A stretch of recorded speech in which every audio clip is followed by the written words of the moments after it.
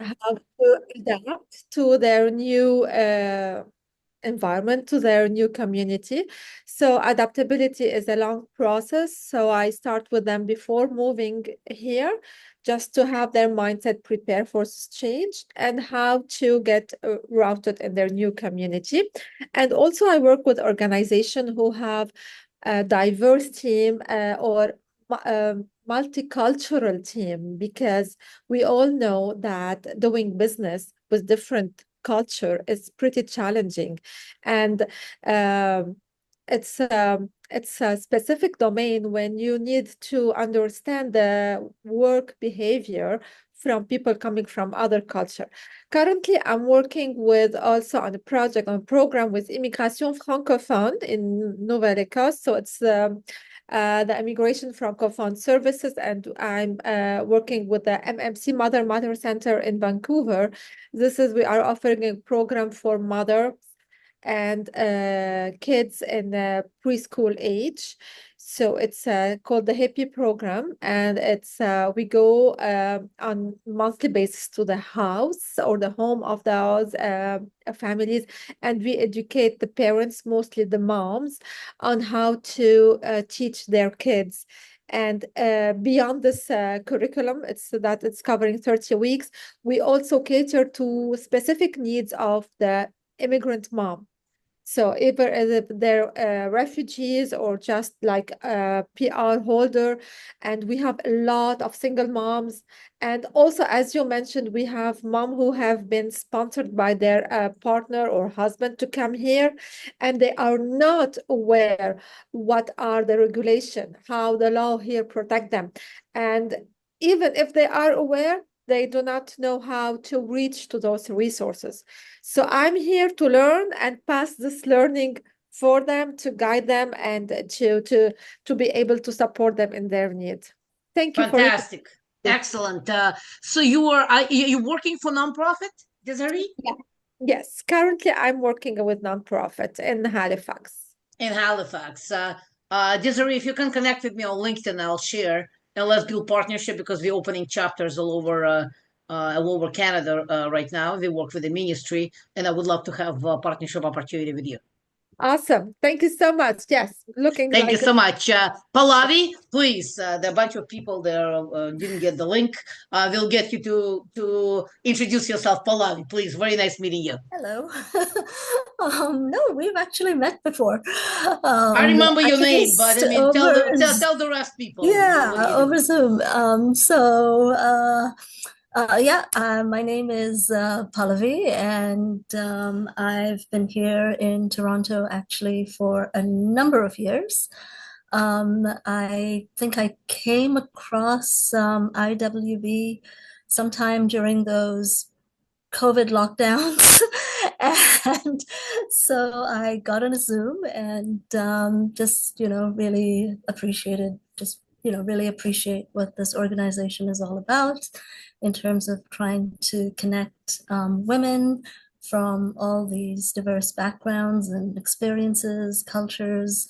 It's really a very lovely sort of forum.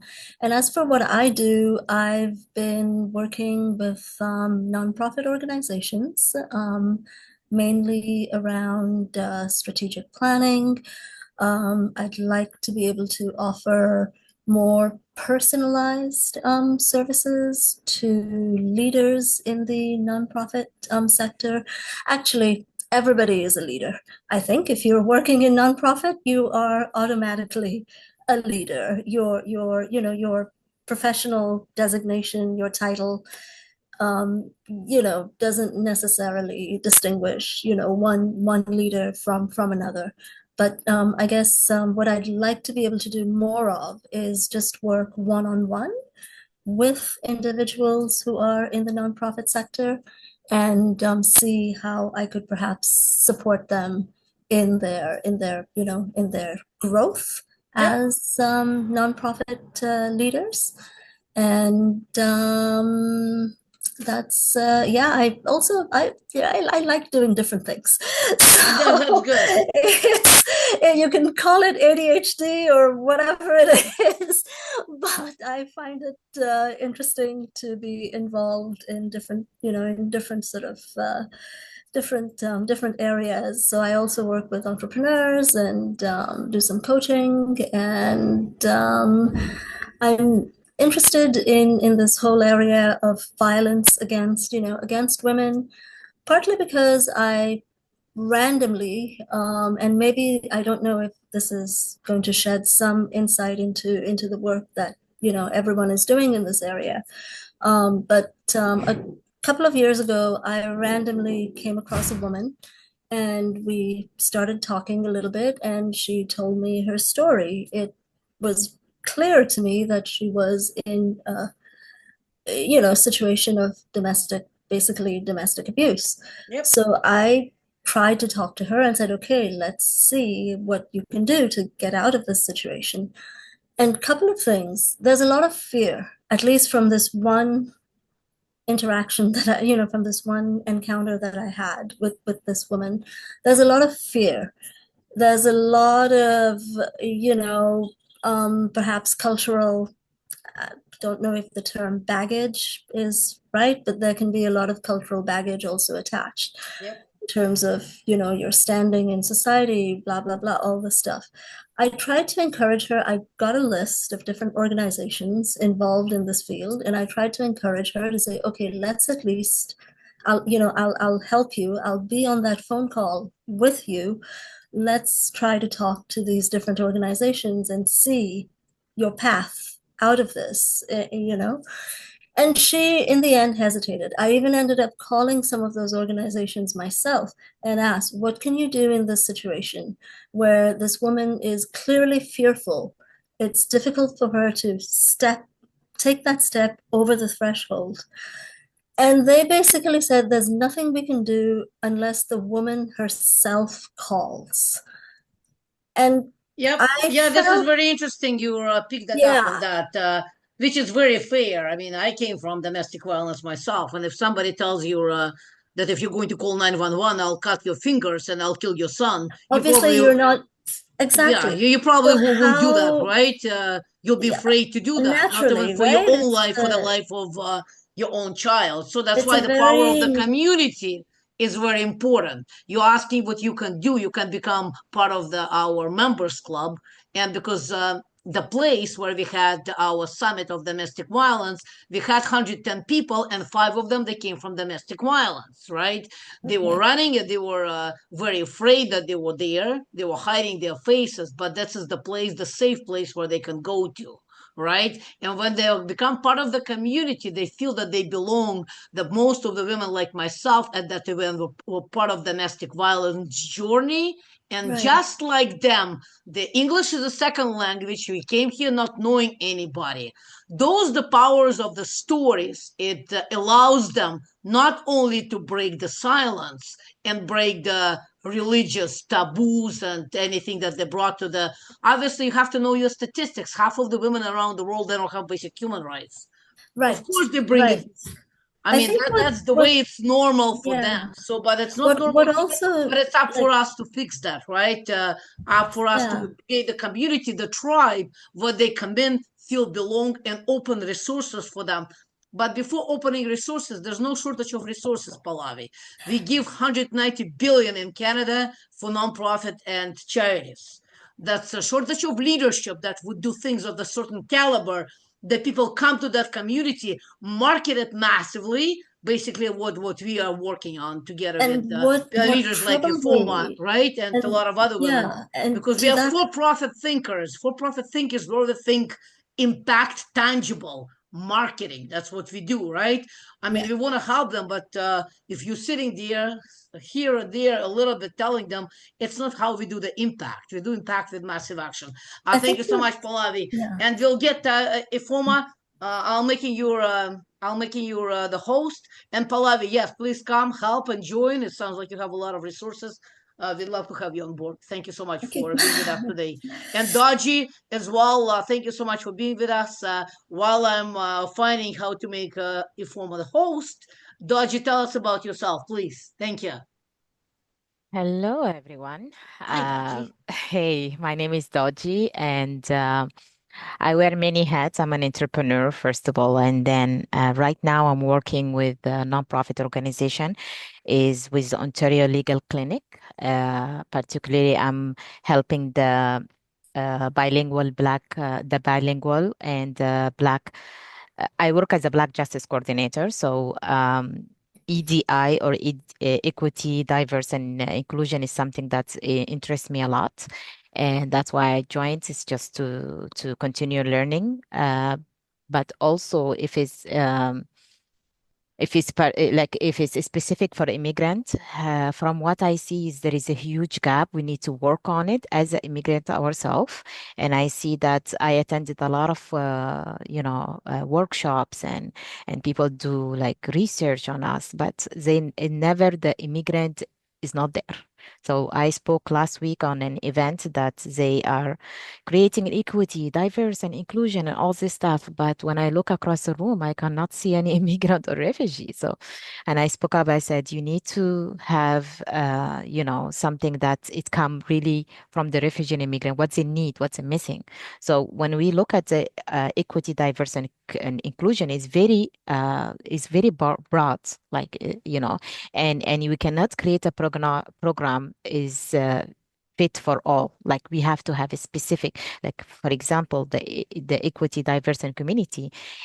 If it's tailored for immigrant, that's what I am now focusing on and gathering information is if we can change something and create that gap and present it to the other, that will be huge. So when I see Absolutely. that, yes, so that's why I'm joined today and I'm very interested to learn more, but I am happy to collaborate. And, if we can change something, if we can, change the policy or create something our own, and then we represent it to other, hey, this is what we need. Absolutely. This is the gap and, fill the gap. That's what we need.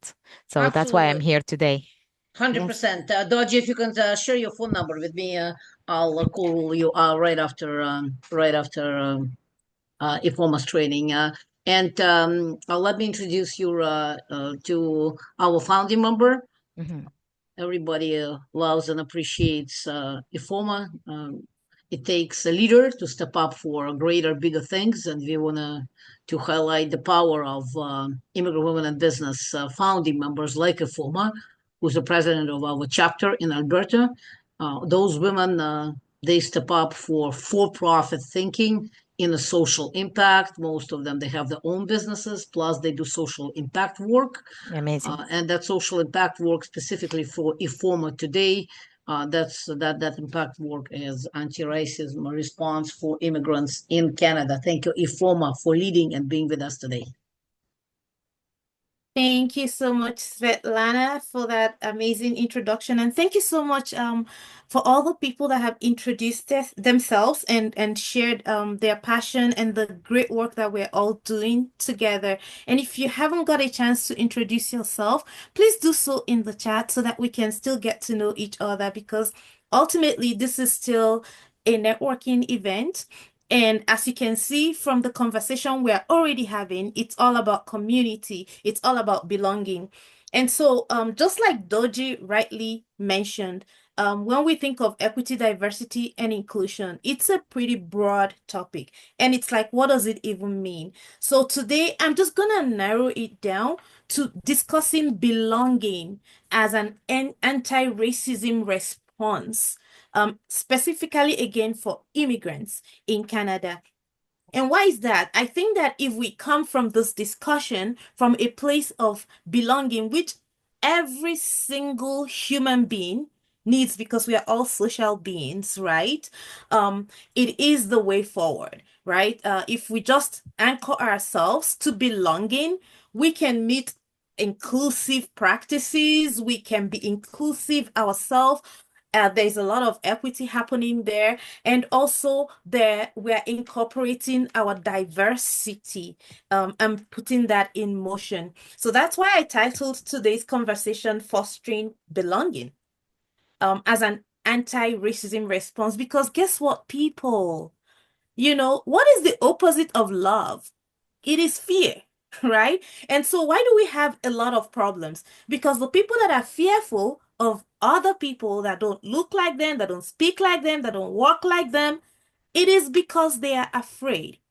But if we come from a place of love and we're so grateful for that diversity, then you can see how we'll recognize that we all need that belonging. So a little bit about me. I'm Ifoma. As Svetlana said, I wear many hats like many women here and men. I think maybe there are men in the audience today. I am an author. I am trained as an accountant, so I'm a CPA. I'm also a licensed finance professional. I am a trainer, educator, and of course, I do a lot of work around equity, diversity, and inclusion. I have sat on many boards. And I like to be that voice that is representing the voice that is not on the table when their issues are being discussed. And that's basically my mission when I go to be on boards. And so today, what am I going to be sharing with you? This is my motto when it comes to dealing with individuals. And maybe a lot of you have heard this quote before from Maya Angelou. We all know this. It's not just about what people say. We may remember that for a while, but we would forget, or maybe what they did to us. But how we felt and how we feel when people say things, when people do things, that doesn't ever leave us. I've experienced it myself where I've signed up for an event for women and I got there even at the registration table. I was I was trying to register myself and all the women were talking, I was completely ignored because I looked different. I was one of the youngest women there. Um, my color is different. And so I was totally ignored. I couldn't even sign in into an event I had paid for, right? And, working in post-secondary, I've also had an opportunity to work with many women, just as we're describing today, who are from different cultures, don't know what resources are available, are being tied in situations where they don't know that there is an out, right? And like we said, of course, you cannot report on their behalf. They have to report, but they have to feel that confidence and borrow maybe your strength and know that it's okay and that they will be fine. And so that's part of why we're here. So always remember, it's not about what you do or what people do to you, or what they said to you, is how they leave you feeling, those things that happened to you that matters. So if you think about that for yourself, also think about that for other people, because that's how we create allyship. You can be a witness when something terrible is happening to another individual. Remember how that person is going to feel many, many years after that. And that also passes on to our children, even if we don't think about that, and to other people in the community. So with this lens, my objective today is to actually educate in this little few minutes that we have and inspire all of us here to actively, the word active here is very important, actively foster belonging as an anti-racism strategy. That way, we will create inclusive spaces for ourselves and for others in our communities. And why do I say it's active? You cannot just be a bystander watching when something terrible is happening. You cannot just say, well, I work for this organization and they do this, that, and that, but you know that no results are being got. How can you as an individual foster belonging? Because we know that when we all feel like we belong, we are much better, right? And if you feel like you belong in this community, what are the chances that you will not help another person that is in danger, or that another person that is not feeling good today, right? So let's focus on that. Why does belonging matter? Like I said, we all feel connected. We need to feel connected. Like it's like part of our bloodstream, right? We have to be connected. And belonging counters racism. right? And how does it do that? When we build empathy, like I said, we break those barriers and we're able to create better understanding. We're no longer afraid of the other because we recognize the human in them. Yes, we may be going through things, even that person that has the power, right, or appears to have the power. If we empathize where that person is coming from, maybe their littleness, even though they appear to have a lot of power, we can break down those barriers. And it's really powerful when we all become a tribe. Okay. So what's the challenge? Of course, racism can leave us feeling exhausted because when you feel excluded from a group, I don't need to tell you how that feels. You can imagine if you showed up here today and we're like, you please get out. We don't like how you're smiling and we don't want you here. Like, it's just not good, right? And can you imagine kids that are bullied, women that are going through gender violence, right? It doesn't feel good. But if we are intentional about the actions that we're going to take to foster belonging, in spite of these challenges, we are already winners. And who wants to be a winner today? Going forward. I hope all Yeah, of us here, yeah, right? This is our campaign, right? We have, I mean, it's no longer 16 days, it's 15, 14 days left. We can actively choose to do something within these 2 weeks to change the narrative for ourselves and for other people that are here. And if anybody here, if anything is triggered for you during this presentation, please reach out to Svetlana or myself, and we'll make sure that we find the right resources to support you. Or if you know somebody that needs that support, that's very important. What's my definition of belonging? In some ways, I say it's a sense of being accepted, of being valued. Like every single human being has value, right? And included, regardless of your background, whether it's educational, whether it's gender, like whatever kind of background, you need to have that sense of being accepted, right? And included. So what are some indicators to know that, we are meeting that threshold of belonging, like we feel like we belong and we're making sure other people feel like they belong as well? Of course, respect. RESPECT. You gotta be respectful of everybody and be respectful of yourself as well. And that comes from that confidence that you got value. No matter what somebody is telling you, no matter how down people may put you, you got value because your creator saw something in you and said, I'm going to place you on this earth because you're going to make great things happen. So always remember that. Another indicator of belonging, if you feel safe to express your identity, okay? I feel great being a Black woman, right? I feel great having Black children. Is that psychological safety we talk of in the workplace, in the community? If somebody does not feel safe, even if they can't put their finger on why, right? There's something that is not right. If it's not right, there's something that is not right. We all just need to feel safe in a place. If you're like, oh my gosh, I can't say the truth to my supervisor or to my partner or to this person, there's something that is not right with that relationship, and that is not belonging.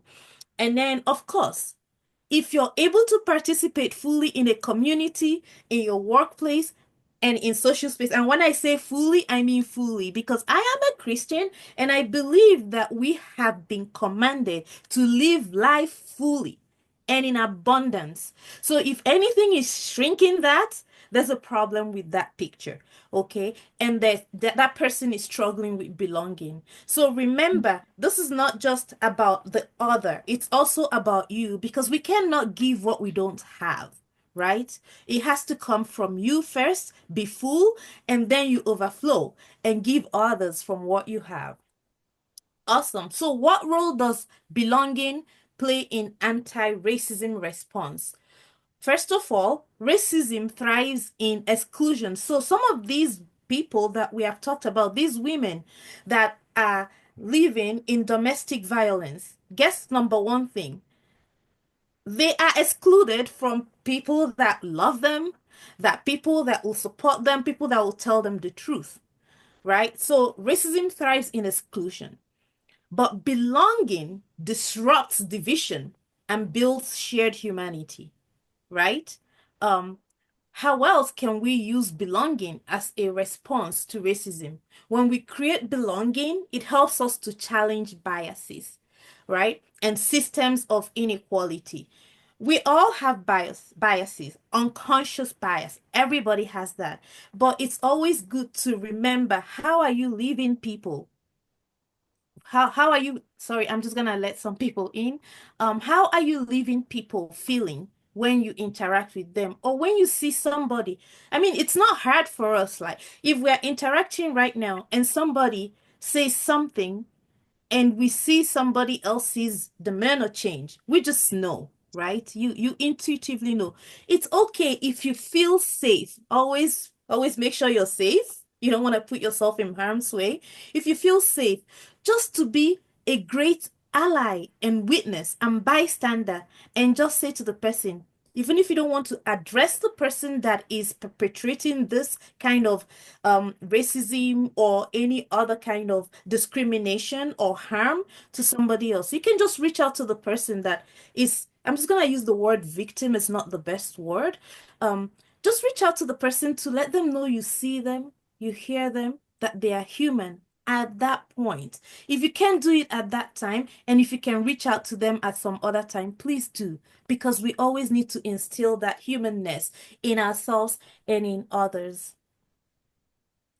All right. So why are immigrants key to this journey? Why? Why do you guys think? Look how diverse we are in this place, right?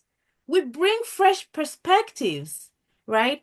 We know already how to shape inclusive communities, because it, like, yeah, as soon as I see an immigrant, I know their journey, their struggle. It may be different from mine, but I get it. I just get that struggle. So I'm just gonna mute Goto or Tortor, G Tortor.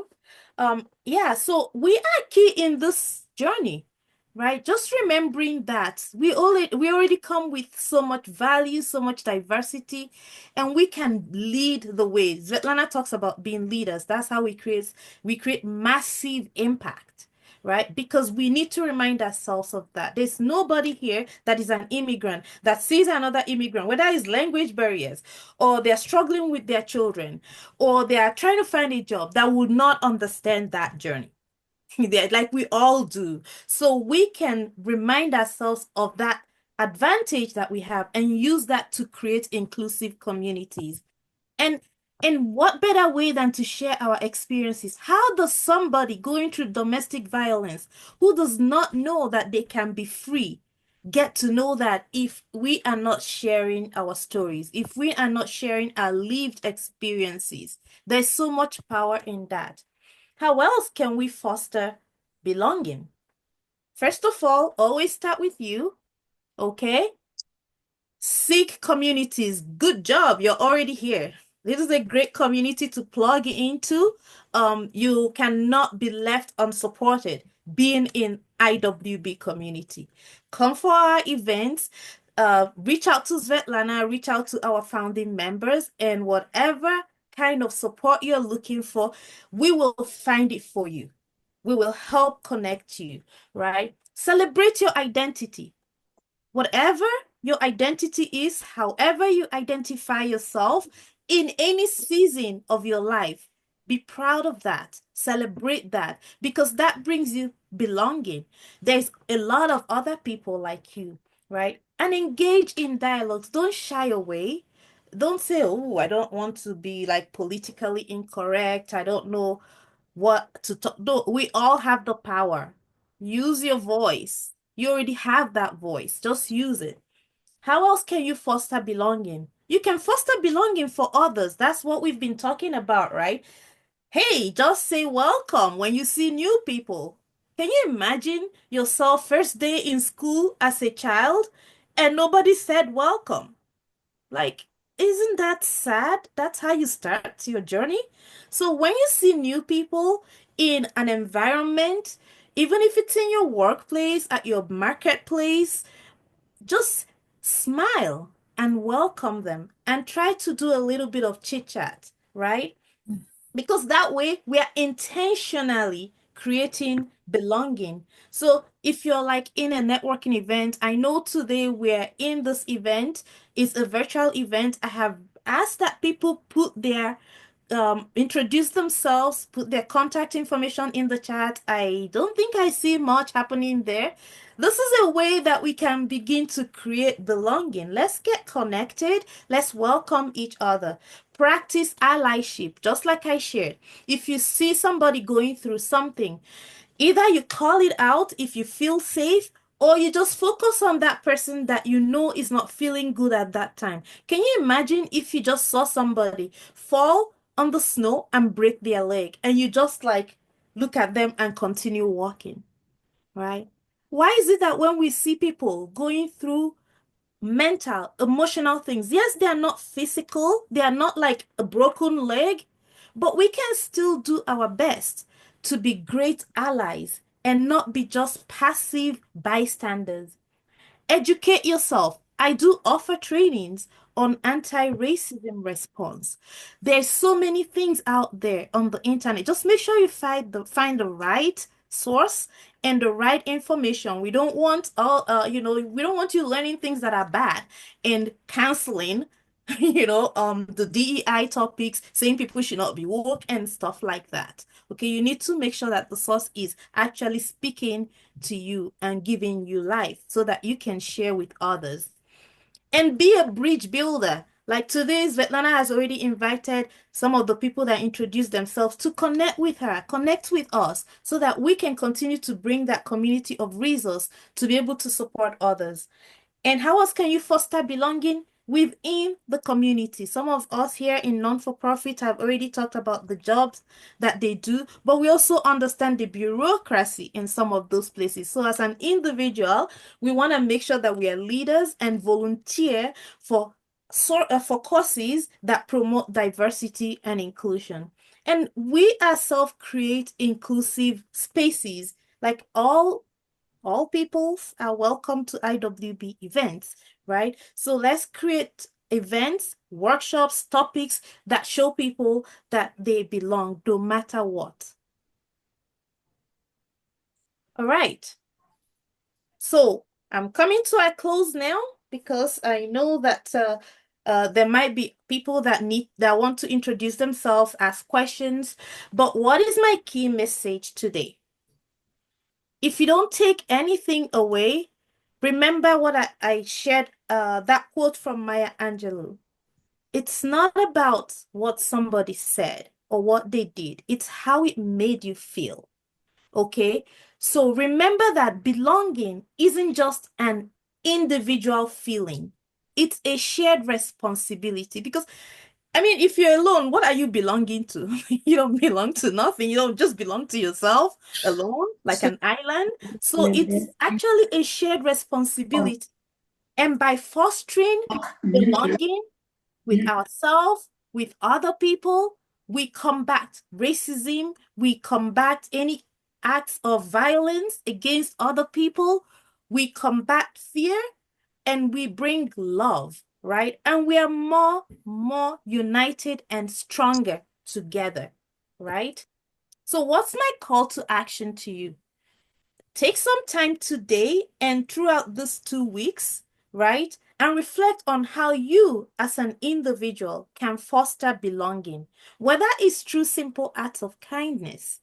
Again, just be welcoming, smile at people, chat with them, just ask them very simple questions, because you may be surprised. How are you doing? I know, in Canada, like, how are you? People just say fine and move on. You can actually say to somebody, yeah, but how are you really doing? I'd like to know, right? As long as it doesn't feel like you're prying, right? Join community groups, invite people to IWB events, right? We share great value here, and we collaborate a lot because together we are stronger. And do speak up, against injustice. There are so many ways we can do this. I teach these in my courses, in my training, but always remember to be safe, okay? And to make sure that you're not also endangering somebody that you're you're supporting. All right. Fantastic. Let's give Ifoma a round of applause. Round of applause for Ifoma. Yes, All the yes, comments, yes, round of applause. yes, We'll take lovely. 2 questions. They have a couple of minutes left. We'll have 2 questions. Anybody wants to ask any questions? Yes, Desiree, go. Yes, hi. And that's all amazing. And it's always like good to reflect on the things. And what I want to know is to which extent we can work with those women that are being violated, and to which extent we can help them, because we know that there's a lot of resources at what was mentioned at the beginning, like maybe some steps, but at certain point the women will feel left alone. So till which extent we can accompany them. And my second question is, I know that you are based in Ontario, right? As IWB, you have a lot of event online, but also in person. Are there any like possibilities to come to Nova Scotia, to Halifax, and to have So you have Ifoma. She's from Calgary. She's the president of our Calgary chapter. So we are yeah, a national organization. All exactly. in-person events we do in Ontario, in Toronto, in the different chapters, Brampton, Hamilton. Yes, on the west side, Ifoma is leading the charge. Now we have the president of BC chapter. But yes, it is possible. We can open collaboration, but what I see is desperately lacking in traditional nonprofit organizations. Ours is not traditional, right? They're not funded by the government. They're Yes, funded by members who bring value, right? So exactly. it's a for-profit thinking we brought to nonprofit world.